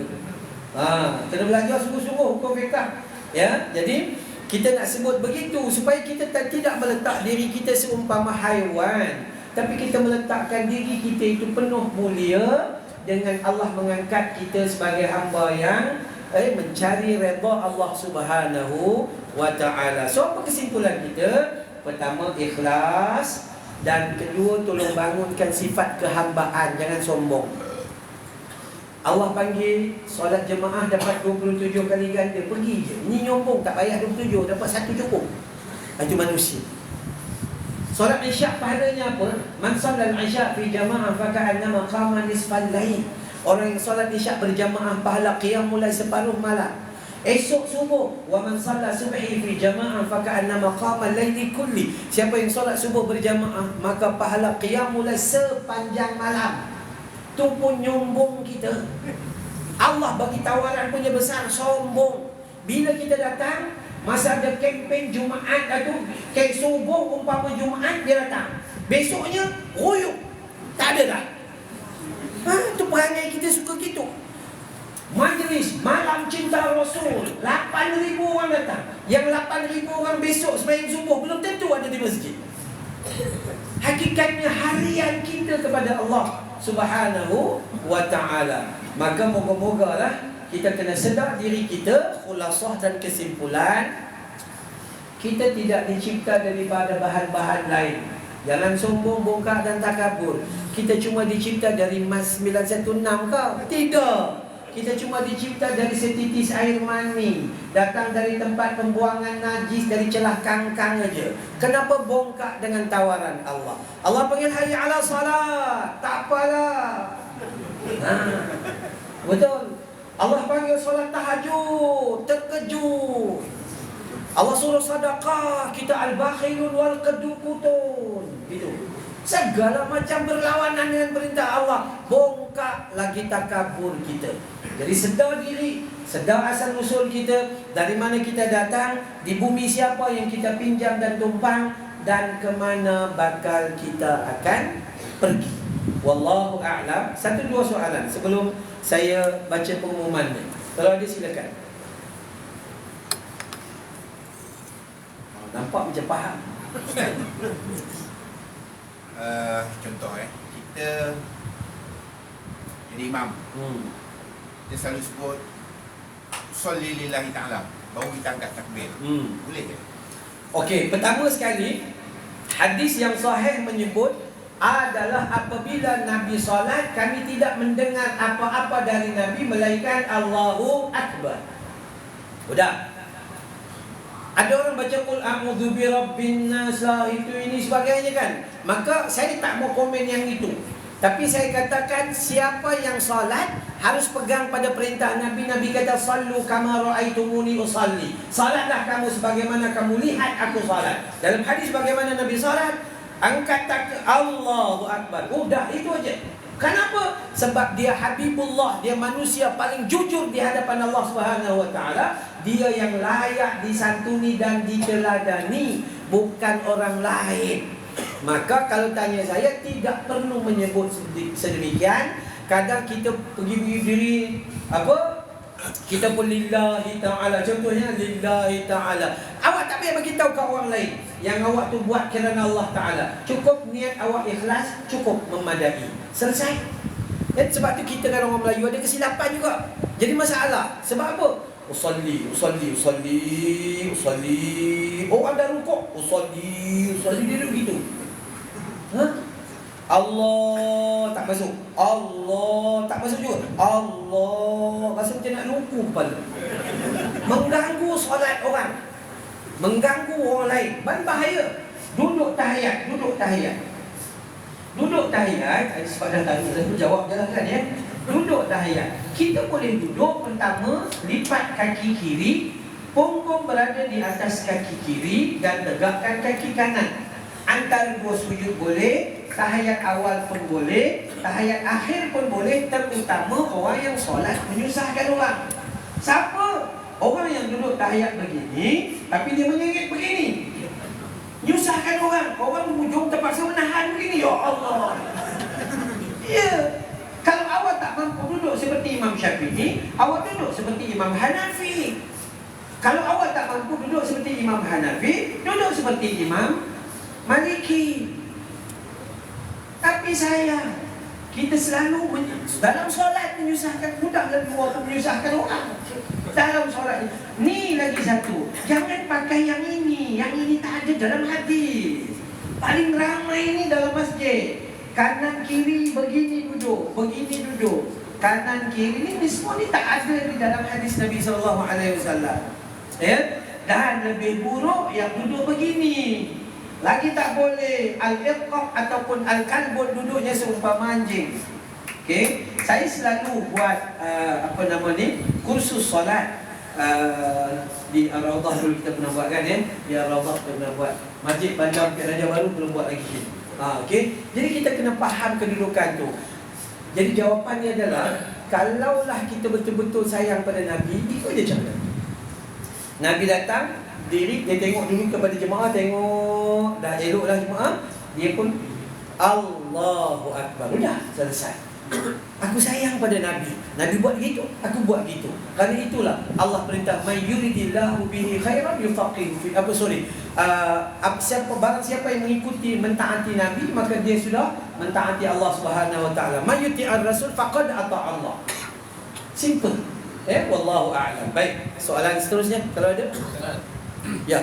Sekianlah. Baik. Imam, kalau seorang imam tu, dia cakap luruskan sof, rapatkan sof, jangan celah-celah lubang-lubang sof tu dimasuki syaitan, itu boleh? Boleh. Memberi peringatan kepada makmum itu dibenarkan, sebab Nabi pesan begitu. Ya, Nabi pesan kepada makmum, betulkan saf, rapatkan saf. Jangan biarkan setan mencelahimu, sebab setan tidak pernah meninggalkan kita. Di mana hatta setan berada di atas bahu-bahu kita. Nabi kata sehinggalah orang yang solat itu mereka lupa berada di rakaat yang keberapa. Setan itu datang ke telinga kita lantas mengatakan uzkur kada wa kada, ingat yang ini, ingat yang itu, sehingga membuat dia lupa rakaat yang keberapa.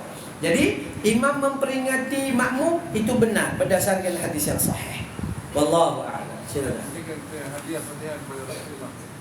Bolehkah kita menghadiahkan Al-Fatihah kepada Rasulullah? Rasulullah tidak memerlukan hadiah Al-Fatihah daripada kita. Okey, baik. Kaedah yang terbaik untuk menghampirkan diri kita kepada Allah dengan mengikuti sunnah Nabi adalah memperbanyakkan selawat kepada baginda Nabi sallallahu alaihi wasallam. Ila hadrat Nabi Mustafa Muhammadin Rasulullah sallallahu alaihi wasallam wa ila arwah itu ada kan ya. Maka ni hadiah tu. Hadiah ini pada saya tidak ada petunjuk daripada hadis Nabi sallallahu alaihi wasallam. Cuma sebahagiannya kata hadiah begini, hadiah. Kalau kita belajar mazhab Imam Syafi'i, kalau hadiah bacaan Al-Quran kepada orang mati tak sampai. Kalau belajar Imam Syafi'i betul lah, buka dalam surah dalam kitab Al-Um, dia tak sampai. Tapi kita mengambil pandangan daripada mazhab Imam Hanbali. Dia menganggap bacaan Al-Quran itu sebagai doa baik untuk si mati. Ini tak ada masalah. Tapi kalau nak hadiah tu, rasanya hadiah untuk kita lebih kena jaga, sebab kita di kekurangan. Dengan Nabi ni apa yang kita nak kena buat? Paling besar lah, kalau betul-betul kita sayang ke Nabi, ikuti sunnah. Ikuti sunnah. Sunnah dalam kehidupan, semua kita ikut sunnah. Daripada Nabi pakai baju, daripada Nabi sikat rambut, daripada Nabi solat, Nabi istighfar dan sebagainya. Puji Nabi dengan selawat. Apabila dengar sallallahu alaihi wasallam, maka kita buat Allahumma salli ala Muhammad wa ala ali Muhammad. Maka itu adalah paling utama sekali. Wallahu a'lam. Ada lagi? Satu kan. Okey, saya bagi yang sana dulu. Sila. Kalau macam kita dalam saf, buat mengganggu ramai orang yang sebelah kita pun dengar. Maksud jemaah sama jemaah. Macam kita dalam saf lah. Okey. Baik, jemaah makmum apabila dia baca kuatlah tu, mengganggu orang lain. Okey. Cara dia yang terbaik, lantik dia jadi imam.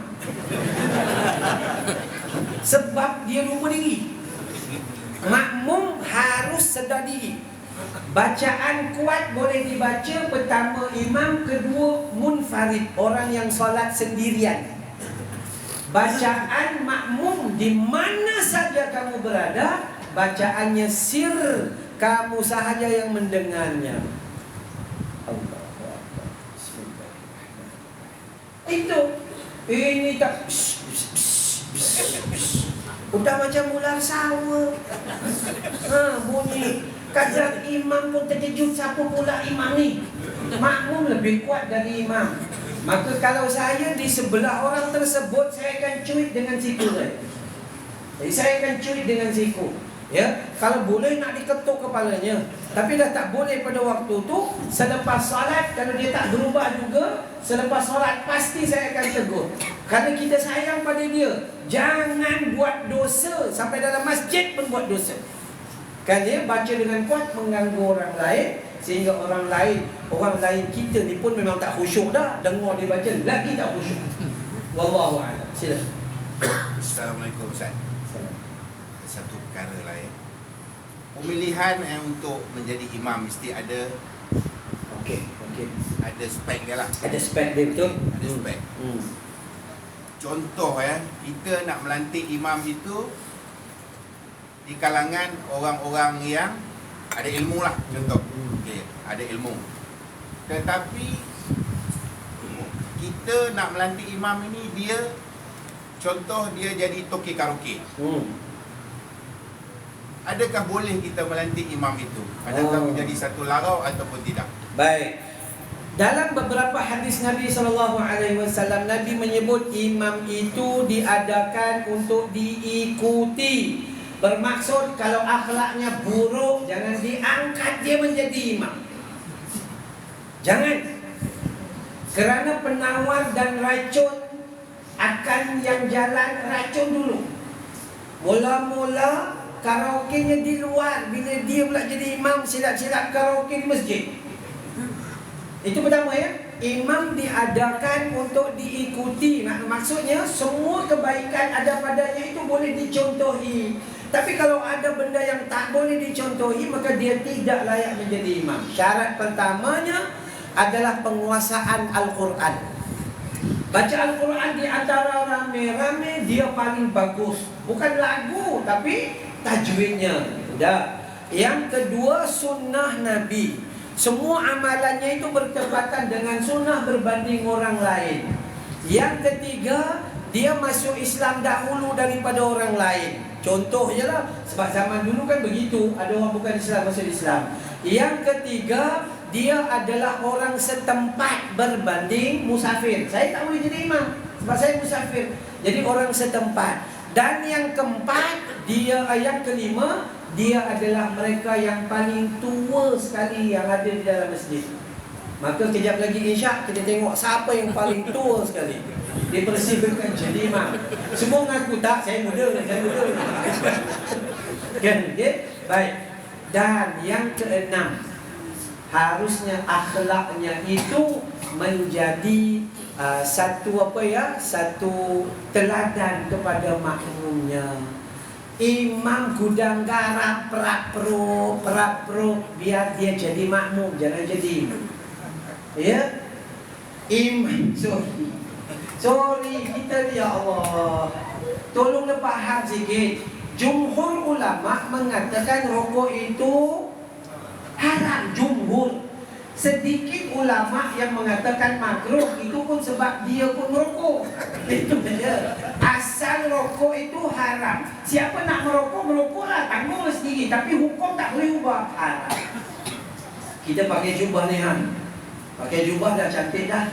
Dia terlupa Abu Jahal pun pakai jubah. Kadang-kadang gerangan itu elok sangat. Tapi kat mana buruknya? Jubah pakai, kudang garam di dalam bukit, malah bawa masuk ke dalam masjid. Ni apa perhati manusia? Ini kena jaga. Kan ya? Ini kena jaga. Ini imam solat ni, Allahu Akbar, Bismillah, dia bunyi Bismillah, bunyi gudang garam satu masjid. Tak boleh.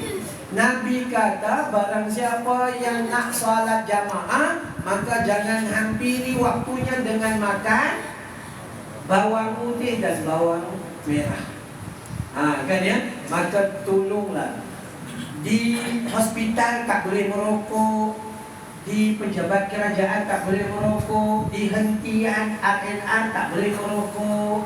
Kenapa buta hati kita di masjid dan surau boleh merokok? Adakah di masjid dan surau tempatnya lebih hina daripada tempat lain? Nampak? Kadang pakai jubah dan serban, waduh beriman. Tapi rupanya akhlak tidak mencermin keimanan. Jadi hati-hati. Ya, hati-hati. Maka sebab itu akhlak imam sangat penting. Sangat penting. Imam, Ustaz, saya imam. Contohnya saya imam, tapi saya tak boleh tinggal rokok saat merokok daripada darjah 2. Sampai sekarang dah 82. Cuma mana Ustaz? Merokok aja dalam rumahmu. Merokok aja. Bukan saya saran, bukan. Tapi jangan tunjuk pada orang lain, kerana itu dosa. Ya, fasik yang itu. Maka sebelum datang gosok gigi elok dan sebagainya. Jangan paparkan benda dosa macam bukan dosa. Itu datang pada peringkat yang mana tadi? Yang kedua, peringkat hatinya rosak, buat dosa, rasa biasa. Itu hati-hati.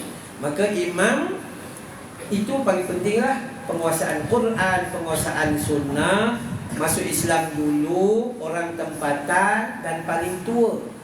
Paling tua ni kenapa? Zaman Nabi, orang paling tua lagi banyak hafalannya, lagi banyak ilmunya. Kita lagi tua, lagi banyak lupanya. Maka sebab tu imam kita semua muda-muda. Wallahu a'lam. Cukuplah insya-Allah pada malam ini. Saya nak war-warkan sikit pada penghujung, tuan-tuan. Ambil peluang pada malam ini. Pertama, untuk persediaan bulan Ramadan. Ya, besok kita masuk Syaban ni kan? Besok lah. Besok masuk Syaban. So ada lebih kurang tempoh 29 hari ke 30 hari. Pihak surau Khusyairiyah sedang berusaha untuk menaik taraf dan pengubah suaian.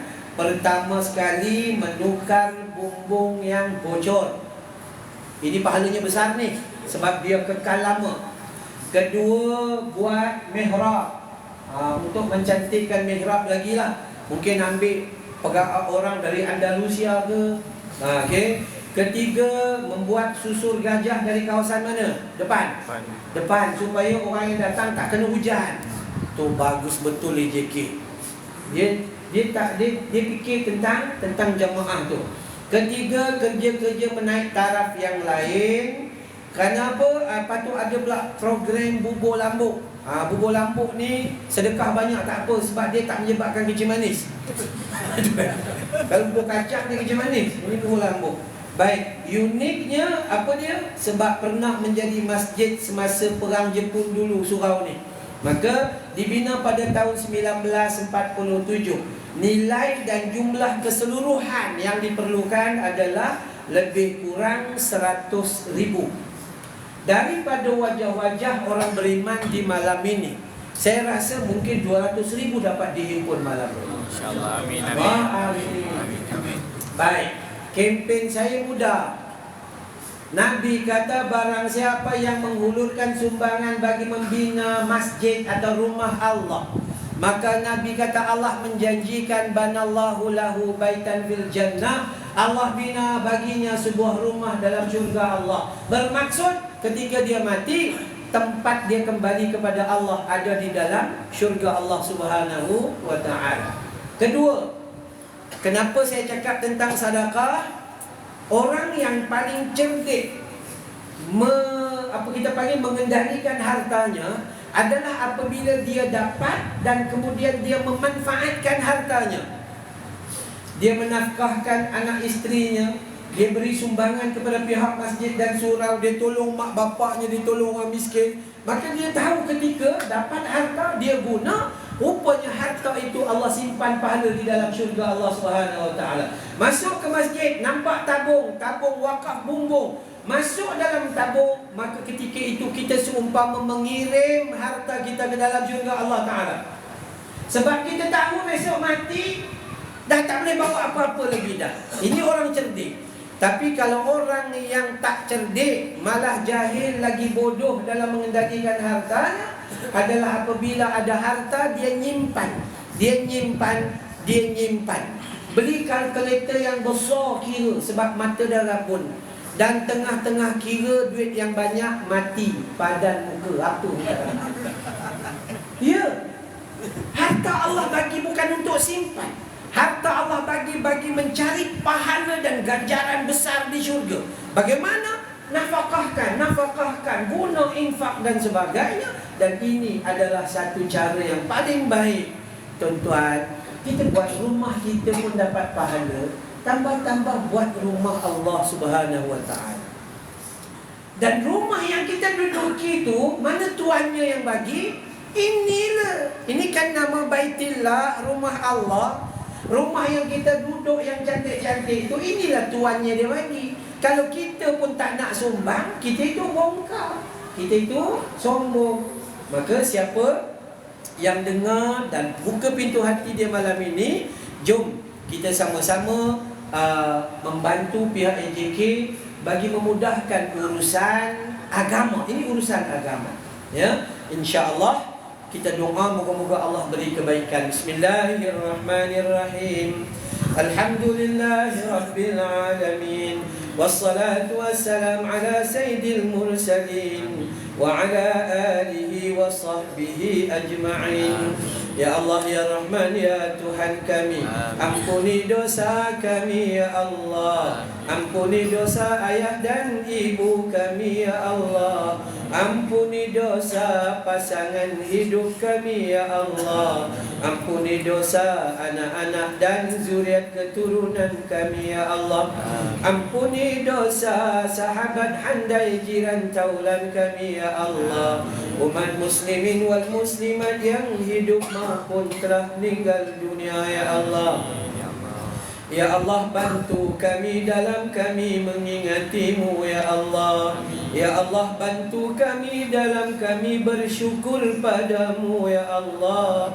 Ya Allah, bantu kami dalam kami memperbaiki amal ibadah terhadapmu ya Allah. Ya Allah, ampuni mereka yang bersedekah dan berwakaf ya Allah. Jadikan sedekah dan wakaf mereka penghubung jalan ke syurga-Mu ya Allah. Jadikan sedekah dan wakaf mereka benteng dari panas api neraka-Mu ya Allah. Ya Allah, rahmati qaryah kami ya Allah.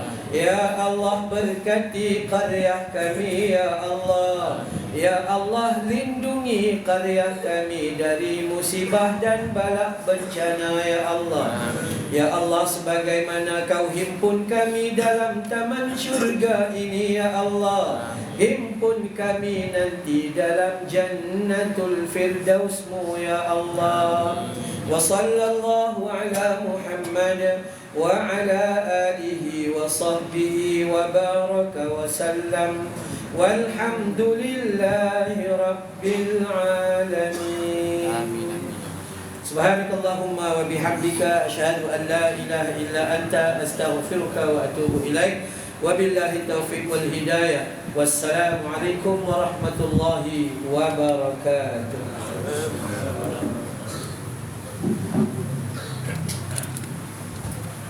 Terima kasih Ustaz.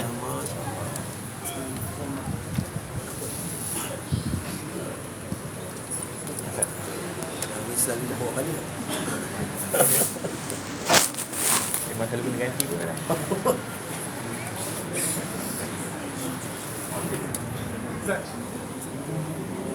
Silalah. Allah.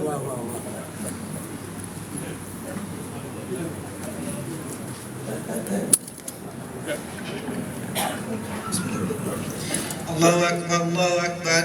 Asyhadu an la ilaha illallah.